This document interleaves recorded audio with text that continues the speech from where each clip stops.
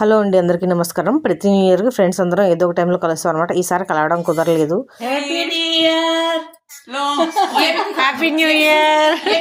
New year అయినా 10 రోజులకి కలవడం కుదిరింది మాకు. అలాగే మా ఫ్రెండ్కి హెల్త్ బాగోదన్నమాట. సరే వాళ్ళ ఇంట్లోకి వెళ్ళి కలుద్దాము, తను రావడం ఇబ్బంది అవుతుంది కదా అని వెళ్ళి కలుస్తున్నాం అనమాట మేము. ఇది రూమ్ హీటర్ అనమాట. చలికాలంలో రూమ్ హీటర్ కంపల్సరీగా ఉండాలండి ఇక్కడ, లేకపోతే గడ్డగట్టుకుపోతాం అనమాట ఈ చలికి.